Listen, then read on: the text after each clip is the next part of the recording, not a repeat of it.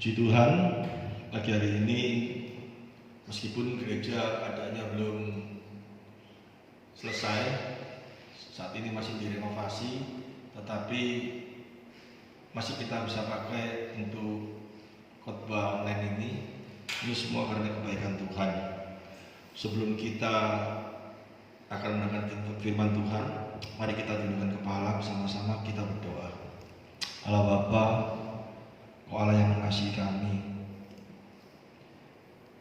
Kau Allah yang Maha Tahu, Engkau yang berdaulat atas hidup kami. Pagi hari ini Tuhan, kerinduan kami untuk dapat beribadah bersama-sama belum bisa terlaksana. Jemaatku masih di rumah, tetapi sebagian daripada kami boleh hadir di tempat ini. Meskipun kami hanya 6 orang, tetapi kami percaya berkat Tuhan akan dicurahkan secara luar biasa, dan nantinya melalui khotbah online ini mereka yang mendengar boleh menerima berkat juga. Untuk itu persiapkan hati kami, supaya hati kami boleh menerima setiap firman yang diberitakan, tidak ada penolakan. Jika di antara kami ada satu kepahitan yang menghambat kebenaran firman itu boleh hadir dalam hati kami, Tuhan singkirkan itu jauh-jauh. Berikanlah kemurahan-Mu supaya kami boleh menerima kebenaran firman Tuhan menjadi berkat bagi kami. Berikan kami kesehatan, akal budi, hikmat. Demikian juga hamba-Mu. Kami siap menerima berkat firman-Mu di dalam satu kuasa Tuhan kami yang hidup, Yesus Kristus. Haleluya. Amin. Shalom. Saya percaya nanti gereja ini pada waktu selesai direnovasi, kita akan bersama-sama beribadah kembali ke tempat ini, dan sudah menjadi kerinduan kami tidak terasa nanti sampai hari ini sudah berjalan kurang lebih 5 bulan, hampir setengah tahun kita tidak bisa beribadah bersama. Dan tanpa kasih karunia, banyak sekali orang yang menjadi imannya menjadi lemah, bahkan pekerja Tuhan menjadi goyang. Makna sebagai seorang hamba sudah mulai goyang, hatinya tidak ada kasih, dan mulai terjadi satu hal yang membingungkan dia sendiri. Tapi bagi antara kita jangan sampai terjadi demikian, karena jika kita melayani Tuhan, hati kita tidak melayani Tuhan, itu seperti menyimpan bara, ya, tambah sakit hatinya. Tetapi kalau kita benar-benar mengasihi Tuhan dan kita berfokus tetap ingin melayani Tuhan, satu hal yang indah, ya, yang akan kita terima. Kemarin beberapa hari yang lalu saya khotbah tentang seri di dalam Allah Tritunggal. Tapi sebelum kita belajar Allah Tritunggal, saya ingin menyampaikan kepada firman Tuhan di dalam hakikat diri Allah itu apa saja, di dalam kemahaannya yang terutama, ya. Kemarin kita belajar di dalam kemahatauan Allah dan di dalam kasih Allah. Hari ini saya akan memperdalam lagi di dalam kemahatauan, kasih, dan keadilan Allah. Itu menjadi satu yang tidak boleh bertabrakan, karena ini sangat penting sekali. Kenapa saya ngomong penting sekali? Banyak orang yang sudah mengaku dirinya Kristen, bahkan sudah belajar teologi, tetapi tidak memahami hal yang tentang ini, sehingga kekristenannya itu, kalau saya ngomong hambar, dia ngomong Kristus, dia mengerti Kristus, tetapi pada waktu dia menafsirkan firman Tuhan, itu bertabrakan dengan jadi diri Allah sendiri. Banyak hal yang terjadi seperti ini, sehingga pengertian tentang Allahnya mulai menjadi kacau. Kalau pengertian tentang Allahnya menjadi kacau, yang pasti imannya kacau. Hari ini kita jangan sampai seperti itu. Oleh karena itu kita sama-sama akan belajar merendahkan hati kita, ya, di dalam keterbatasan kita. Kita akan belajar di dalam kemahaan Allah. Itu mustahil kita bisa tanpa kasih karunia dan anugerah, karena otak kita terbatas. Kita akan belajar sesuatu yang tidak terbatas. Itu sangat sulit tanpa kasih karunia. Allah Maha Tahu. Nah, di dalam kemahatauan Allah aja kita kalau berpikir, kita mulai mengerti Dia mengerti segala sesuatunya, dia tahu segala sesuatunya.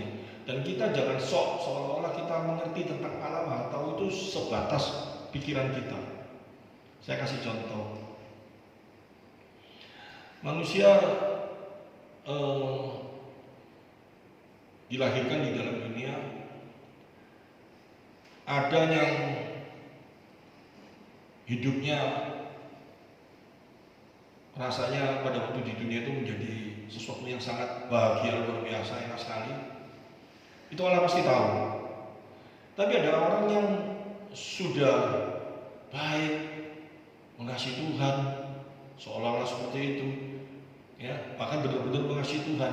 Tetapi secara manusia hidupnya tidak enak. Di dalam kemahatauan Allah, di mana kasih Allah itu? Kalau dia tahu akibatnya orang ini akan sengsara, kenapa kok dibiarkan? Nah, ini di dalam kemahatauan Allah yang sedemikian rupa, kita tidak bisa menafsirkan secara otak kita yang terbatas itu. Tetapi kalau kita bisa melihat di dalam seluruh kacamata kebenaran firman Tuhan, ya, kita dibantu oleh kebenaran firman Tuhan, maka kita akan bisa melihat dan kita akan bisa bersyukur. Di dalam situasi yang sangat berat, ya, banyak sekali orang yang tidak terima. Kalau Allah Maha Tahu, kenapa hidupku kok seperti ini? Kenapa Allah gak tolong aku? Aku sudah lakukan ini, kok kenapa malah petaka terjadi dalam hidupku? Kenapa aku menjadi sengsara? Kalau dia memang Maha Tahu, kenapa kok dia biarkan aku? Nah, kalau kita cuma hanya pegang di dalam kemahatauan Allah saja, maka kita membatasi kemahatauan Allah itu sesuai dengan diri kita. Kalau kita membatasi dengan demikian, maka celakalah kita akan menjadi sengsara, ya, kita akan menjadi stres, ya, karena ini yang dimau oleh iblis. Di saat kita belajar di dalam kasih Allah, kita selalu mendengar banyak sekali orang berteologi tentang teologi kemakmuran, karena dia cuma menyodongkan satu di dalam kemahakasihan Allah. Allah itu baik, Allah itu memberi, Allah itu ini, terus gitu aja yang diterima. Tetapi dia tidak bisa melihat di dalam keadilan Allah. Nah, ini juga celaka. Bagaimana menjadi iman yang benar di dalam kehidupan kita? Nah, kita harus belajar di dalam kemahatauan, di dalam kasih-Nya, di dalam keadilannya, di dalam kekudusannya, baru di dalam kedaulatannya. Nah, kita harus melihat secara komprehensif semuanya itu, maka kita tidak akan kecewa mengikuti Dia. Kalau tidak, pasti kita kecewa. Nah, hari ini saya ingin mengutip, ya, membacakan firman Tuhan yang di hari ini nggak ada, ya, belum terpasang karena gereja lagi direnovasi. Ya, kita akan belajar sama-sama di dalam Ibrani, ya. Iman Kristen ini bagaimana? Wujud daripada iman Kristen ini bagaimana? Ya, di dalam iman Kristen ini harus ada kelimamahaan itu hadir dalam kehidupan kita. Saya buktikan, tanpa kelimamahaan itu, maka akan terjadi iman yang salah. Ibrani pasal 11 ayat 1, ya, kalau saya bacakan. Iman adalah dasar dari segala sesuatu yang kita harapkan dan bukti dari segala sesuatu yang tidak kita lihat. Sebab oleh imanlah telah diberikan kesaksian kepada nenek moyang kita. Karena iman kita mengerti bahwa alam semesta telah dijadikan oleh firman Allah, sehingga apa yang kita lihat telah terjadi dari apa yang tidak dapat kita lihat, dan mereka semua tidak memperoleh apa yang dijanjikan itu. Jadi gini, saya loncati tadi, ya. Jadi iman adalah dasar dari segala sesuatu yang kita harapkan. Bukti dari segala sesuatu yang tidak kita lihat. Kita mengerti, ya. Sudah sering kali saya sampaikan ini, bahwa iman itu adalah dasar dari segala sesuatu yang kita harapkan. Bukti dari segala sesuatu yang tidak kita lihat. Yang tidak kita lihat itu alam, segala sesuatu ciptaan alam, tetapi kita percaya. Terus di sini dikasih tahu kan tentang iman itu telah diberikan kesaksian kepada nenek moyang kita. Itu ayat banyak sekali ya saksi-saksi yang diberikan. Abraham, Ishak, Yakub, semuanya itu diceritakan seperti itu. Tetapi di sela-sela ayat-ayat yang kita baca itu, yang terakhir saya terkejut, digambarkan gini.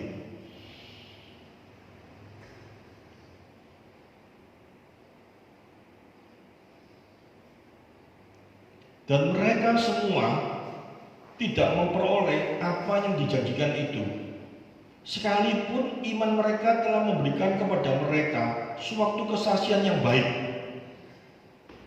Ini di ayat yang keberapa ini? 39. Di sela-sela kesaksian-kesaksian yang dilemparkan karena percaya dia memberikan batra apa semua. Ayat 39-nya. Dan mereka semua tidak memperoleh apa yang dijanjikan itu, sekalipun iman mereka telah memberikan kesaksian, telah memberikan kepada mereka suatu kesaksian yang baik. Saya pada waktu baca ini, saya mulai memikirkan satu hal yang sangat luar biasa, bahwa yang disebutkan saksi-saksi iman yang luar biasa itu semuanya Musa dijanjikan, tapi dia tidak masuk di dalam Kanaan. Mereka melakukan satu kesaksian iman yang sangat luar biasa, tapi pada akhirnya mereka tidak menerima janji itu di dalam dunia. Apa yang Allah janjikan? Rasul Paulus akhirnya kepalanya dipotong. Kalau dasar iman kita cuma kita berpikir bahwa Yesus itu pasti kita memperoleh janji-janjinya yang ada di dalam dunia ini, maka kita akan kecewa. Kalau ikut Tuhan, kita berpikiran bahwa melalui iman kita percaya dan kita bisa menggoyangkan Tuhan, dan kalau kita memiliki iman, apa yang kita minta Tuhan pasti beri. Sesuai dengan firman Tuhan yang dia anggap firman Tuhan yang seperti itu, maka akan terjadi satu kekecewaan di dalam kehidupan kita. Allah tahu kok apa yang aku minta, Allah mengerti kok, Allah kok gak dapat aku, malah yang aku dapat sesuatu yang tidak sesuai dengan apa yang Allah janjikan, seolah-olah seperti itu.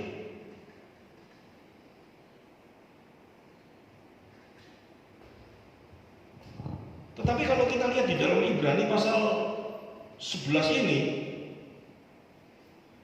ya,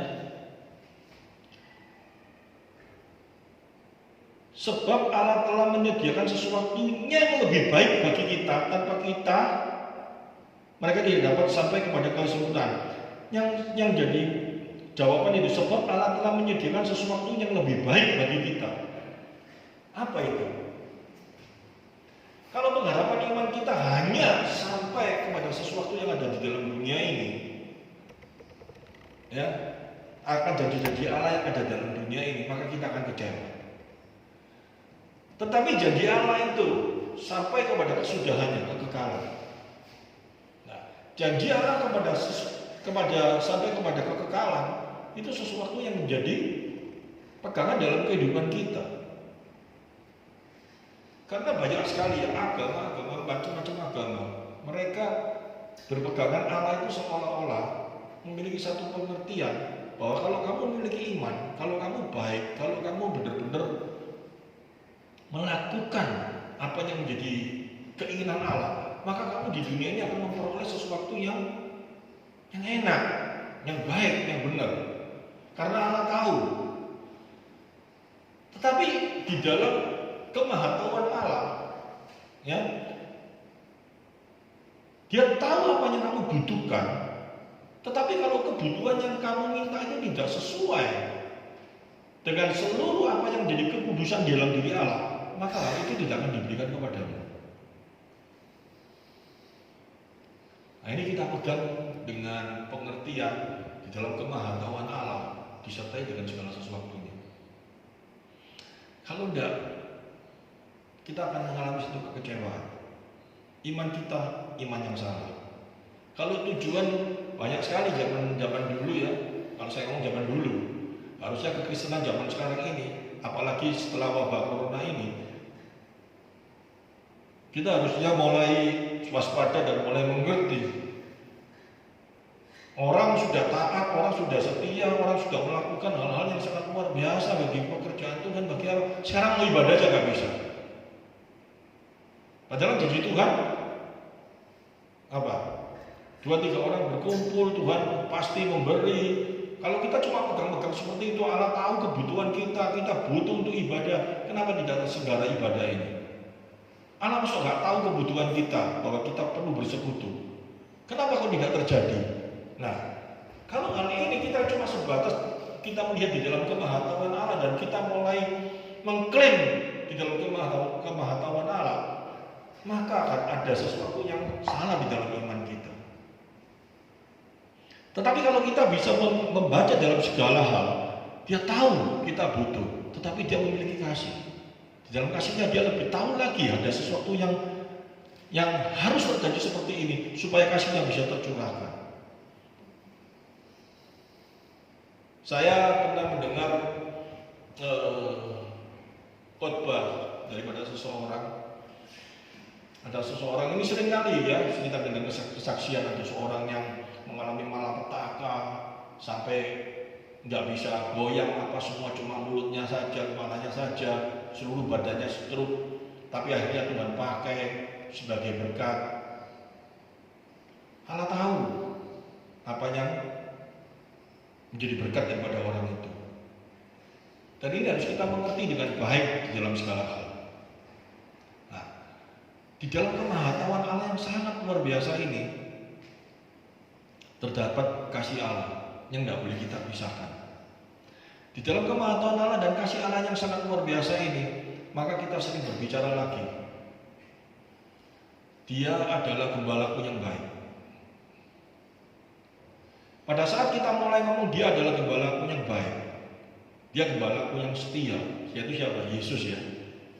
Tanpa kita mengerti siapa dia itu dalam kehidupan kita, maka kita akan menafsirkan dengan pemikiran kita yang salah melalui firman Tuhan. Banyak hal yang salah tafsir, dan ini sangat bahaya sekali. Saya mulai akan masuk di dalam khotbah saya di dalam Mazmur pasal 23 ayat 1 sampai 6. Nah, ini saya akan mulai menjelaskan di dalam kemahatauan Allah, di dalam kasih Allah, di dalam keadilan Allah melalui ayat ini. Karena dulu pada waktu kita baca ayat ini, kita akan sama-sama sangat suka sekali baca ayat ini. Karena ayat ini berbicara seperti ini, ya, Mazmur Daud. Tuhan adalah gembalaku, takkan kekurangan aku. Ia membaringkan aku di padang yang berumput hijau. Ia membimbing aku ke air yang tenang. Ia menyegarkan jiwaku. Ia menuntun aku di jalan yang benar. Oleh karena namanya, sekalipun aku berjalan dalam lembah kekelaman, aku tidak takut bahaya, sebab Engkau besertaku. Ini kita sering ngomong. Bahkan ada beberapa khotbah berbicara, Daud pada waktu menulis Mazmur ini, dia dikejar-kejar oleh Saul, ya, dan dia merasa dia tidak takut karena Tuhan beserta dia. Sehingga kita seringkali mendengar khotbah-khotbah ini berbicara, pada saat kamu menghadapi situasi yang nggak enak, pada saat kamu menghadapi masalah yang nggak enak, kamu nggak usah takut karena kita memiliki Allah. Ya, kita memiliki Tuhan yang sebagai gembala kita. Dia akan menuntun kita, dia akan membimbing kita pada air yang tenang. Amin. Semua jemaat berbicara seperti itu. Apakah ayat ini sedang berbicara seperti itu? Sang penulis ini pada waktu menulis ini, apakah dia suka berpandangan bahwa Allah itu seperti itu? Kalau dia berpandangan seperti itu, aku gak takut karena bersama dengan Allah. Dan dia selalu membimbing aku, dan dia selalu membawa aku kepada ketenangan supaya aku bisa menghadapi musuh-musuhku. Dan musuh-musuhnya itu kalau di dalam dunia ini, misalkan kemiskinan, misalkan sakit, misalkan apa. Kalau cuma seperti itu, Allah tidak pernah menjanjikan hal yang demikian. Waduh, sekarang ekonomi lagi susah, lagi sepi. Aku nggak takut, aku bisa menghadapi situasi ekonomi seperti ini karena Tuhan besertaku. Nanti kalau dijalankan terus, akhirnya Tuhannya dibangkrut, terus dia ngomong ya Allah. Bisa nggak terjadi seperti itu? Bisa, jangankan Tuhannya bangkrut, Paulus saja kepalanya putus kok. Di saat dia mau dipotong kepalanya, apakah dia ngomong ya Allah? Dia adalah Allah. Dia adalah Tuhan yang besertaku. Nanti pada waktu dia mau dipotong, besoknya jadi ketul. Tidak mempan di lehernya gitu. Apakah seperti itu? Kepalanya terus tetap putus.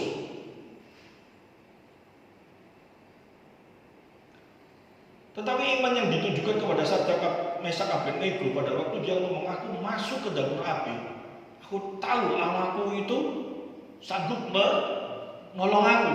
Tetapi meskipun dia tidak lakukan, aku tetap tidak akan goyang iman. Itu kenapa dia seperti itu? Yang pertama dia ngomong, aku tahu Allahku sanggup menolong aku. Dia mengerti penyertaan Allah, dia mengerti kemahatauan Allah. Tapi dia memiliki satu pengertian yang sangat dalam. Di dalam keadilan Allah, di dalam kedaulatan Allah, dia tahu Allah berdaulat atas segala sesuatu dalam hidupnya. Sampai pun dia mati, dia tidak menyesal karena itu yang terbaik dia tahu. Nah, soal yang seperti ini, kalau kita lihat, kita bisa membaca di dalam kemahatauan Allah dengan benar, di dalam keadilan Allah, kedaulatan Allah semuanya dengan benar.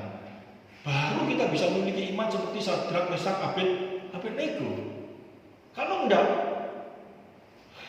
tak mungkin kita mampu seperti itu.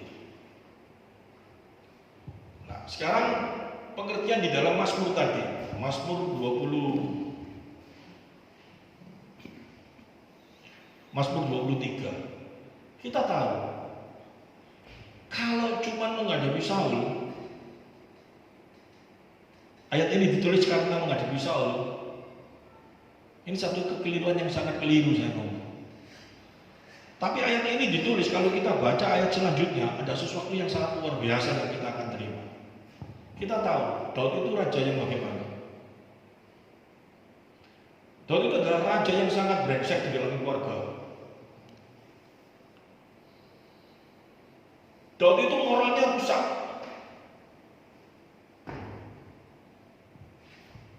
Kalau saya ngomong Daud itu moralnya rusak. Dia selingkuh. Dia dengan licinya, dia ingin bunuh suami daripada selingkuhannya.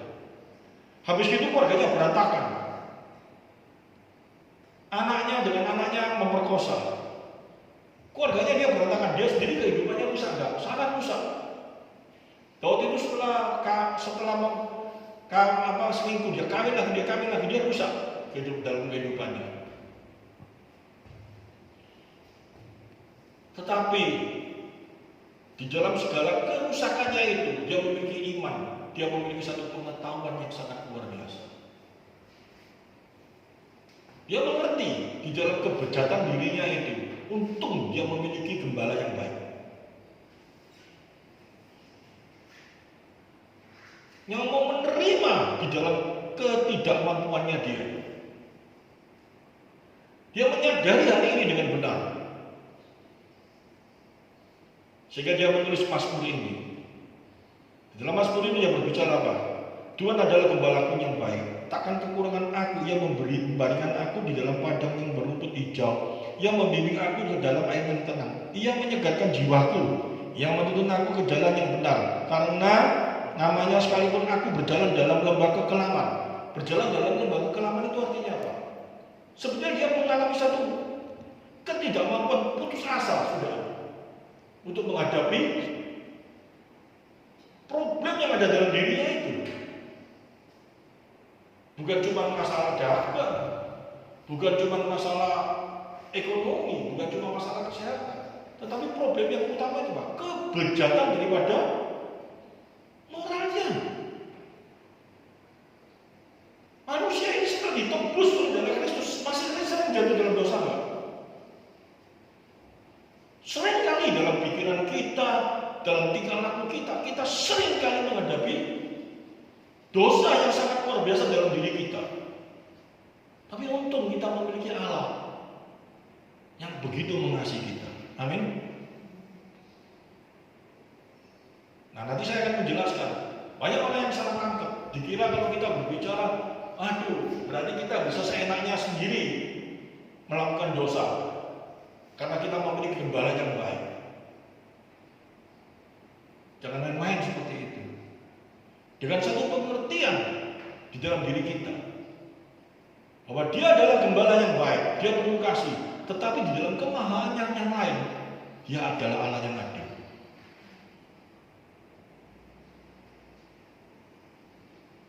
Keadilannya sudah dinyatakan, sudah ditumpahkan. Saya jangan sini ya. Keadilannya sudah dinyatakan, keadilannya sudah ditekankan melalui Kristus. Keadilan Allah itu nggak bisa seperti yang kita pikirkan di dalam kemahaadilan Dia disamakan dengan keadilan yang seperti ada dalam diri manusia.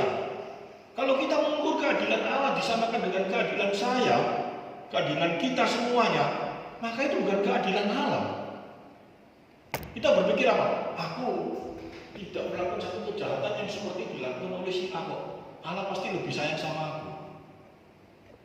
Aku banyak melakukan kebaikan-kebaikan. Kalau keadilan Allah seperti itu, terus kita berpikir, wah, aku jauh lebih baik daripada dia. Dan kita bisa merasakan, oh, nanti Allah pasti tolong aku. Karena dalam keadilan Allah jelas, Allah itu adil. Ini yang jahat pasti dihukum. Ini yang baik, ini ya dihukum atau hukumannya lebih ringan, hukumannya lebih berat. Tidak seperti gitu. Kita harus melihat di dalam satu kacamata yang selalu luar biasa dalamnya. Kekudusan Allah itu di dalam kemaha kudusannya tidak ada dosa kecil, dosa besar. Satu ini dosa neraka. Orang dihukum di dalam neraka itu tidak ada. Hukumannya itu karena dosanya kecil, hukumannya seperti dalam dunia ini cuma 3 bulan. Apalagi kalau di neraka kita melakukan hal yang baik dapat remisi, terus dikeluarkan kembali ke surga. Tidak ada. Di neraka hukumannya kekal selamanya. Karena apa? Kekudusan Allah itu tidak bisa toleransi dengan satu titik dosa. Sehingga hukum Allah dikatakan apa? Kasihilah Tuhan Allahmu dengan segenap hatimu, dengan segenap akal budimu. Kalau sudah berbicara akal budi, itu bukan sudah belum kita lakukan, masih ada dalam pikiran kita, dan itu tidak sesuai dengan firman Tuhan, itu sudah dosa. Adakah manusia yang bisa pikirannya seperti pikiran Kristus? Rasul Paulus saja di dalam kitab Roma berkata apa? Apa yang baik di dalam pikiranku aku tahu, tapi yang aku lakukan malah yang jahat. Celakalah aku, dia ngomong. Untung ada Kristus. Untung ada Kristus itu artinya apa? Allah menghitung di dalam keadilannya semua manusia harusnya menerima hukuman. Semua manusia, gak ada dosa kecil, dosa besar. Semua yang menerima hukuman kekal. Tapi harusnya manusia yang dihukum. Allah datang di dunia sebagai manusia. Dia memberikan dirinya untuk kita. Melalui keadilannya, dia menerima hukuman itu semua. Keadilan Allah ditumpahkan semua di dalam diri Kristus. Dan barang siapa percaya, memperoleh hidup kekal. Tetapi di dalam kitab Roma kita jelas sekali dikatakan apa? Kalau kamu sudah dibenarkan melalui Kristus, kamu gak boleh lagi melakukan dosa. Sehingga di dalam kehidupan kita, kalau kita mengaku sebagai anak Tuhan, kalau kita mengaku kita sudah menerima Kristus dalam hidup kita, ya, kita gak boleh melakukan dosa lagi. Kalau kita melakukan dosa, bukan kita takut nanti ditimbang dosa kita lebih banyak. Dosa sekecil apapun juga, kita berusaha untuk melawan itu. Karena bukti daripada kita sudah menerima kasih Kristus dalam hidup kita. Amin. Nah, kalau kita lihat di dalam Mazmur Daud ini. Sang Raja Daud ini dia berpikir bagaimana? Di dalam segala kebejatannya, di dalam segala moralnya dia yang sangat bejat itu, yang sangat luar biasa musanya itu, untuk dia memiliki gembala yang baik, yang mau menerima dalam situasi apapun di dalam kehidupannya. Sehingga dia berbicara, gembala, Tuhan adalah gembalaku, takkan kekurangan aku, yang membandirikan aku di padang rumput yang hijau. Karena kita memiliki Kristus, ada satu pengharapan dalam kehidupan kita. Dia mengetahui segala kehidupan kita. Dia tahu kita dari debu dan tanah. Dia mau mengampuni kita selalu. Dan bukti daripada dia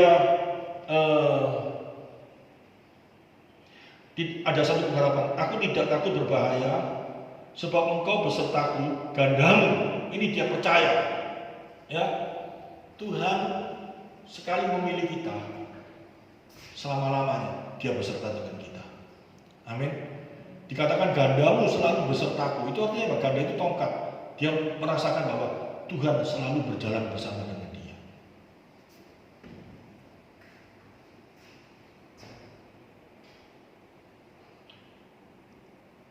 Itulah yang menghibur aku. Ini sesuatu yang sangat luar biasa, ya. Jadi penyertaan Tuhan itu yang mampu membuat dia menjadi terhibur. Itu yang mampu membuat dia menjadi bahagia. Kenapa? Coba kita berpikir. Di dalam kehidupan manusia ini, yang membuat kita bisa bahagia itu cuma satu. Karena apa? Tuhan beserta kita. Musa, ya, pada waktu orang Israel, saya masih ingat, saya baca firman Tuhan ini. Musa pada waktu orang Israel itu melakukan satu hal yang tidak pantas di depan Allah. Allah ngomong, udah kamu jalan aja, aku tidak beserta sama kamu, tapi malaikatku yang akan menyertai kamu. Musa berkata apa?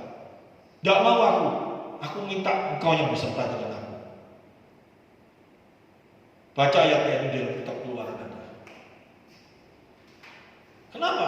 Musa tahu yang membuat kita damai sejahtera, yang membuat kita tenang, karena dia beserta dengan kita. Karena penyertaannya itu disertai dengan seluruh kemahaannya. Dia maha tahu, dia maha kasih, dia adil. Dan ketiga hal ini kita mengerti. Dia tahu, dia kasih, dia adil. Keadilannya sudah ditumpahkan dalam diri Kristus. Dan kita mengakui hal itu dalam kehidupan kita. Bahwa Kristus sudah mati bagiku. Keadilannya sudah diselesaikan dalam diri Kristus.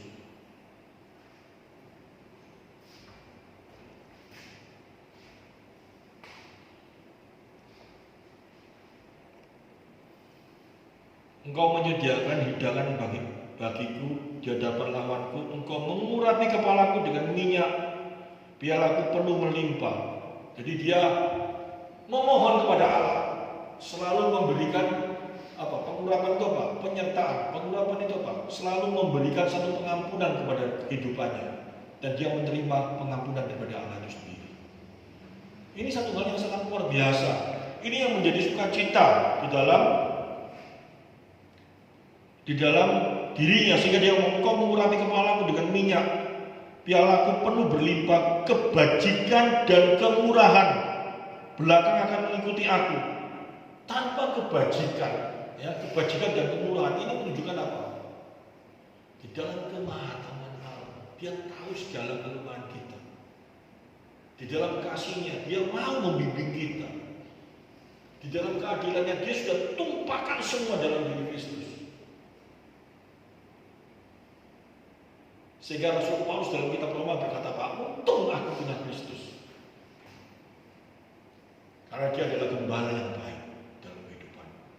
Dia yang paling tahu isi hati. Dia paling mengerti dalam kehidupan. Hari ini banyak sekali orang menghadapi satu kekecewaan. Dan saya yang paling khawatir, orang tidak datang ke gereja. Orang mungkin dulu aktif sekali melakukan ibadah, ya, Sehingga iblis mau mengganggu pikirannya, mau apa, dikalahkan dengan apa? Sering aktifnya dia bersekutu. Tapi sekarang persekutuan jarang sekali terjadi.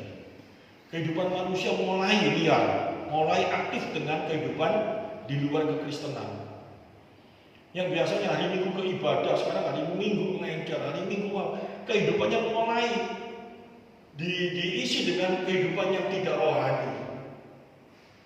Dan pada waktu terseret seperti itu, banyak sekali orang sudah mulai goyang di dalam pikirannya dan mulai berkata, Allah tahu kok, aku sudah gak mampu ini hari ini. Kalau engkau memang anak Tuhan, minta ampun sama Tuhan dalam segala kelemahan. Allah tahu segala kelemahanmu dan Dia mau mengampuni engkau dan Dia akan memberikan jalan kepada engkau. Itu adalah gembala yang baik. Jadi kita sekarang mengerti di dalam kemahatauan Allah, di dalam kasih Allah, di dalam keadilan Allah, nyata sekali keadilan Allah cuma satu. Mengukur keadilan Allah cuma satu. Segala dosa kita telah diselesaikan di kayu salib melalui Kristus. Itu keadilan Allah. Kalau ada pengajar-pengajar ngomong, dosamu kecil nanti kamu di neraka dihukum juga kecil, dosamu besar nanti dihukum besar. Kalau sudah dihukum di neraka itu mau besar mau kecil pasti gak enak. Dan selamanya. Perbuatan baikmu buahnya luar biasa, nanti kamu di surga dapat pahala gede. Kalau perbuatan baikmu kecil, nanti pahalamu kecil. Kalau sudah di surga tetap enak, mau kecil mau besar. Yang jadi pemikiran kita bukan kecil besarnya, tapi kalau kita menjadi anak Tuhan, kalau kita sudah menerima keadilan melalui Kristus, kita wajib melakukan yang terbaik untuk kemuliaannya. Ini harus kita mengerti dengan baik. Kenapa sih di dalam kekristenan itu kita harus belajar dulu tentang hakikat dan di dalam kemahaman? Saya khawatir sekarang banyak sekali orang berpikir yang salah tentang firman Tuhan, sehingga kekeliruan penafsiran firman Tuhan. Ngambil satu ayat tanpa dilindungi dengan hakikat Allah di dalam kemahaman Allah, maka ayat itu akan ditafsirkan, disesuaikan dengan pikirannya sendiri. Tetapi kalau dilindungi dengan kemahaan Allah ini, maka terjadi sesuatu yang sangat luar biasa di dalam pengertian kita. Iman kita makin luar biasa. Ya, hari ini mungkin kita mulai goyang dan kita mulai ngeklaim, Allah tahu kok yang terjadi seperti ini. Kalau Allah membiarkan, ya wis tak biarno aja. Kita tidak bisa berbicara seperti itu. Kita jangan seolah-olah kita yang maha tahu. Di dalam kemahaan Allah yang unik, di dalam kemahaan Allah yang tidak terbatas itu, kita cuma sebatas pemikiran kita aja kita bisa membaca. Tapi Allah memilih A, Allah menolak B, itu di dalam kemahatauan Allah. Kita tidak bisa beranggapan bahwa dia memilih karena dia suka, dia memilih karena dia suka. Tidak bisa seperti itu. Dia memilih, dia menolak, itu di dalam seluruh atribut Allah yang tidak terbatas, dan kita tidak bisa menerima hal itu. Pikiran kita. Tetapi kalau kita diterima, pujilah Tuhan. Cuma itu aja. Tetapi kalau Allah memilih, Allah menolak, itu kita tidak bisa cuma berpikir, berasumsi Allah tidak senang, Allah senang. Tidak seperti itu. Kita bisa melihat di dalam seluruh kacamata Allah jauh, dan kita tidak bisa sampai seperti itu. Yang menjadi satu hal dalam kehidupan kita, kalau kita sudah terpilih dengan catatan, kalau kita dipilih itu kita mengakui Yesus adalah Tuhan dan kita melakukan firman-Nya. Bersyukurlah. Hanya itu aja. Nah, hari ini kita mulai mengerti. Ya, kemarin Maha Tahu,